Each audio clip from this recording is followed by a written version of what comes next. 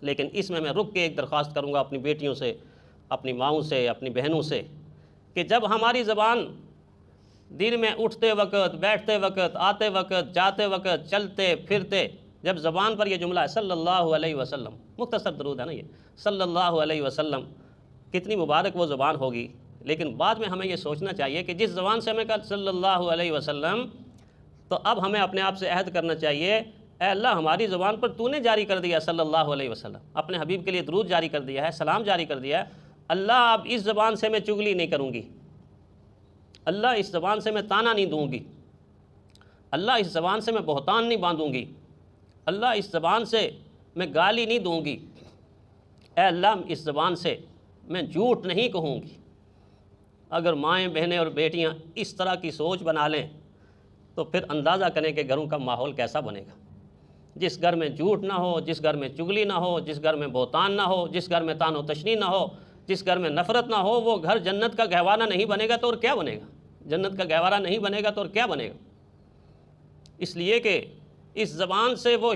شبنم، وہ تازہ قطرے، اتنے قیمتی قطرے ہیں درود کے قطرے کہ یہ جنت کے پانی کے قطروں سے زیادہ قیمتی ہیں، جنت کے پانی کے قطروں سے زیادہ قیمتی قطرے ہیں درود پاک کے۔ گویا درود وہ پھول ہے جو کھلنے کے بعد مرجھاتا نہیں، درود وہ خوشبو ہے کہ جو مہکنے کے بعد مہکتی ہی رہتی ہے، اور درود و سلام وہ شبنم ہے کہ جو ہمیشہ ہمیشہ تر و تازہ رہتی ہے۔ اور کتنی پیاری بات ابو طلحہ رضی اللہ تعالیٰ عنہ کیا فرماتے ہیں کہ ہم نے ایک مرتبہ دیکھا رحمت کائنات صلی اللہ علیہ وسلم تشریف لائے، چہرہ انور گلاب کے پھول کی طرح کھلا ہوا تھا، حشاش بشاش۔ حضور کا چہرہ تو ویسے ہی پر رونق تھا، اتنی رونق کہ صحابہ فرماتے ہیں حضور کے چہرے کی طرف جب دیکھتے تھے تو یوں لگتا تھا کہ آسمان کا سورج آمنہ کے لال کے چہرے کا طواف کر رہا ہے، آمنہ کے لال کے چہرے کا طواف کر رہا ہے۔ کأن الشمس تجری فی وجہہ، ایسا لگتا تھا کہ آپ صلی اللہ علیہ وسلم کے چہرہ انور میں سورج گھوم رہا ہے، سورج اس چہرے کا طواف کر رہا ہے، اتنا حسین۔ تو پیارے پیغمبر صلی اللہ علیہ وسلم جب تشریف لائے تو چہرہ انور پر حشاشت اور بشاشت، حشاش بشاش چہرہ، مسکراتے ہوئے، آپ کی عادت مبارکہ بھی یہی تھی کہ اکثر مسکراہٹ چہرے پر کھلی رہتی تھی۔ تو صحابہ نے عرض کیا اللہ کے نبی آج چہرہ اتنا حشاش بشاش ہے کہ کوئی خاص وجہ ہو گئی؟ تو رحمت کائنات صلی اللہ علیہ وسلم نے فرمایا ابھی جبرائیل امین میرے پاس آئے تھے اور انہوں نے آ کر مجھے خوشخبری دی۔ کیا خوشخبری؟ فرمایا میری امت کے لیے خوشخبری دی کہ آپ کی امت کا کوئی بندہ کوئی بندی جب آپ کی ذات گرامی پر درود بھیجے گا تو سب سے پہلے میری طرف سے اس کو یہ انعام ملے گا کہ اس کو ایک مرتبہ درود پڑھنے پر 10 نیکیاں مل جائیں گی، 10 نیکیاں مل جائیں گی، اور 10 نیکیاں اللہ اپنی شان کے مطابق عطا کرتے ہیں۔ دوسرا پیغام دیا، فرمایا ایک مرتبہ جو درود پڑھے گا اس کے 10 گناہ معاف ہو جائیں گے۔ اب تھوڑا سا یہ حدیث ہم سنتے تو ہیں لیکن غور نہیں کرتے، غور کر کے دیکھیں کہ جب ہم نے کہا صلی اللہ علیہ وسلم، بس اتنا کہنے پر 10 نیکیاں بھی مل گئیں، 10 گناہ بھی معاف ہو گئے، تو جب ہم بار بار کہیں گے صلی اللہ علیہ وسلم صلی اللہ علیہ وسلم یا کوئی درود پاک ہم پڑھیں گے تو کس طرح نیکیوں کے اندر اتنا اضافہ ہوگا کہ تھوڑے وقت کے اندر نیکیاں پہاڑوں کا شکل اختیار کر لیں، پہاڑوں کی شکل اختیار کر لیں۔ اتنی نیکیاں، اتنا اجر کسی اور عبادت کا نہیں ہے۔ اور پھر دوسری طرف دیکھیں کہ ہمارے گناہ کس طرح مٹتے جائیں گے۔ یہ ذکر کی عبادت میں جتنے گناہ ہوتے ہیں، صغیرہ گناہ، کبیرہ گناہوں کے لیے توبہ کرنی پڑتی ہے، تو صغیرہ گناہ مٹتے اگر ہم متعدد مرتبہ صلی اللہ علیہ وسلم کہیں گے، ایک وقت ایسا آئے گا کہ ہمارے گناہ یوں مٹ جائیں گے، یوں صاف ہو جائیں گے، اور گناہوں سے ہم یوں پاک ہو جائیں گے جیسے بطن مادر سے پیدا ہونے والا بچہ۔ اب درود شریف کی فضیلت کیا ہے کہ اس نے ہمیں گناہوں سے محفوظ کر دیا اور معصوم کر دیا، ایسی جگہ پر پہنچا دیا کہ سارے کے سارے گناہ مٹ گئے،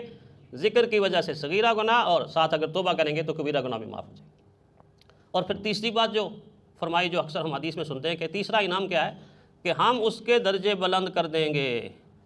یہ صرف ایک مرتبہ درود پڑھنے پر 10 درجے بلند ہیں، اور پتہ نہیں اللہ کے نزدیک ایک درجہ کتنا بلند ہے، کیا پتہ زمین و آسمان، زمین سے لے کے آسمان دنیا تک ایک درجہ ہو، اور اس سے لے کے آگے دوسرا درجہ اتنا ہی بڑا۔ 10 درجے جب آپ اوپر چڑھیں گے اور متعدد مرتبہ درود شریف پڑھیں گے تو درجہ اتنا بلند ہو جائے گا، اتنا بلند ہو جائے گا کہ آپ جا کے انبیاء کے ہم نشین بن جائیں گے۔ نبیوں کے ساتھ آپ برابر کے یعنی مقام مرتبہ تو نبیوں کا بہت اونچا ہے، لیکن ظاہری طور پر آپ انبیاء کے ساتھ جا کے مل جائیں گے۔ کتنا انعام ہے درود پاک پہ۔ اور اس میں غور کرنے والی ایک اور بات بھی ہے، وہ یہ ہے کہ اللہ نے فرمایا 10 درجے بلند کروں گا۔ ایک چھپا ہوا اشارہ ہے اس میں، وہ چھپا ہوا اشارہ کیا ہے کہ درجے کہاں بلند ہوتے ہیں؟ جنت میں ہوتے ہیں یا دوزخ میں ہوتے ہیں؟ جنت میں ہوتے ہیں نا بھائی، دوزخ میں تو کوئی درجہ بلند نہیں ہوگا۔ اس میں ایک پوشیدہ بات اللہ تعالیٰ نے اشارہ یہ دے دیا کہ درود شریف دراصل جنت کی ضمانت اور جنت کی کنجی ہے۔ آپ جنت میں ہوں گے تو آپ کے درجے بلند ہوں گے نا، تو اس کا مطلب یہ ہے کہ درود شریف جنت کی کنجی، جنت کی چابی اور جنت کی ضمانت ہے۔ تو گویا پوشیدہ طریقے سے یہ بھی بتا دیا کہ جنت کے اندر آپ کو پہنچا دیا جائے گا اس درود پاک کی برکت سے۔ پھر پیارے پیغمبر صلی اللہ علیہ وسلم نے فرمایا، جو انسان مجھ پر درود بھیجتا ہے قیامت کے دن سب سے زیادہ میرے قریب وہ ہوگا، سب سے زیادہ قریب۔ ہم چاہتے ہیں نا اللہ کے نبی کے قریب ہو جائیں، اللہ کے نبی کے قریب ہو جائیں، بلکہ ایک صحابی تو ان کا تو جو محبت کا پیمانہ تھا وہ تو کچھ اور ہی تھا۔ روتے ہوئے اور رونے کی شکل اور بڑے افسردہ اور بڑے حیران حضور صلی اللہ علیہ وسلم کی مجلس میں حاضر ہوئے۔ حضور ان کو پریشانی کو دیکھو، ابی بن کعب رضی اللہ تعالیٰ عنہ، کیوں پریشان ہو؟ تو کیا عرض کیا، اللہ کے نبی ایک سوچ مجھے ستا رہی ہے، ایک سوچ مجھے ستا رہی ہے۔ پوچھا کیا سوچ ہے؟ فرمایا میں یہ سوچتا ہوں کہ پتہ نہیں ہم گنہگار لوگ ہیں، اول تو جنت میں جانے اور نہ جانے کا پتہ ہی کوئی نہیں ہے، لیکن اگر آپ کی برکتوں سے، آپ کی تعلیمات سے جنت میں چلے بھی گئے تو ہم تو بہت نچلے درجے میں ہوں گے اور آپ بہت اونچے درجے پر ہوں گے، اور دنیا میں یہ ہے کہ ہم ابھی آئے ہیں، آپ کا چہرہ دیکھا ہے، سکون ملا ہے، راحت ملی ہے، اطمینان ملا ہے۔ جب بھی باہر کوئی پریشانی ہوتی ہے تو ہم آتے ہیں، آپ کا چہرہ انور دیکھ لیتے ہیں، سکون میں آ جاتے ہیں۔ تو جنت میں جب ہم بہت نچلے درجے پر ہوں گے اور آپ بہت اونچے درجے پر ہوں گے تو میں سوچ رہا ہوں ملاقات کیسے ہوگی، یہ غم مجھے ستا رہا ہے، یہ غم مجھے ستا رہا ہے۔ تو پیارے پیغمبر صلی اللہ علیہ وسلم نے خاموشی اختیار کی، اور تھوڑی دیر کے بعد جبرائیل امین وحی لے کے نازل ہوئے اور فرمایا کہ ان سے فرما دیجئے من یطع اللہ والرسول فاولئک مع الذین انعم اللہ علیہم من النبیین والصدیقین والشہداء والصالحین۔ ان سے کہہ دیجئے کہ ایک کام کر لو، اللہ اور اس کے رسول کی اطاعت کر لو، تو پھر قیامت کے دن آخرت میں جنت میں اللہ تعالیٰ تمہیں نبیوں کا ساتھ بھی عطا کرے گا، صدیقین کا ساتھ بھی عطا کرے گا، شہداء کے ساتھ بھی عطا کرے گا، اور صالحین کی ہمنشینی بھی عطا کرے گا۔ تو گویا پیارے پیغمبر صلی اللہ علیہ وسلم کے قرب کے لیے کتنا تڑپتے تھے وہ، کتنا تڑپتے تھے، اور بہترین وظیفہ، بہترین عبادت اور بہترین عمل پیارے پیغمبر صلی اللہ علیہ وسلم کے قرب حاصل کرنے کا درود پاک ہے، درود پاک ہے۔ اسی لیے اس کو نماز کا حصہ بنایا گیا۔ ہر آدمی نماز میں با ادب بیٹھ کے، قبلہ رخ بیٹھ کے اور اطمینان اور سکون کے ساتھ بیٹھ کے اتحیات پڑھتے ہوئے کیا کہتا ہے؟ السلام علیکم ایھا النبی ورحمۃ اللہ وبرکاتہ۔ تو درود پاک کے اتنے فائدے ہیں، اتنے فائدے ہیں کہ اگر انسان گنتا جائے تو کئی گھنٹے لگ جائیں۔ رحمت خداوندی کے حصول کا سب سے بڑا ذریعہ درود پاک ہے۔ اور ایک آرزو اور تمنا ہر امتی کو رہتی ہے کہ نہیں رہتی؟ وہ آرزو اور تمنا کیا ہوتی ہے کہ دیکھیں پیارے پیغمبر صلی اللہ علیہ وسلم کو تو اللہ تعالیٰ نے اپنے پاس بلا لیا، کسی نہ کسی طرح خواب میں ہی حضور صلی اللہ علیہ وسلم کی زیارت ہو جائے، خواب میں ہی حضور صلی اللہ علیہ وسلم کی زیارت ہو جائے۔ تو اگر کسی انسان کی یہ تمنا ہے، یہ آرزو ہے، یہ چاہت ہے، تو میری بہنوں بیٹیوں، اس چاہت کو پورا کرنے کے لیے تمام عبادات میں سب سے زیادہ اہم ترین عبادت، اس چاہت کو پورا کرنے کے لیے، اس تمنا کو پورا کرنے کے لیے، اس آرزو کو پورا کرنے کے لیے درود پاک کی عبادت ہے۔ جنہوں نے بھی درود پاک کو اپنا اوڑھنا بچھونا بنایا، اللہ تعالیٰ نے اس دنیا ہی کی زندگی کے اندر بعض مرتبہ، ایک مرتبہ نہیں بلکہ ہر رات سوتے ہوئے آمنہ کے لال کے چہرے کو سامنے لا کر فرمایا دیکھ لو میرے محبوب کو، دیکھ لو میرے محبوب کو، یہ میرا محبوب ہے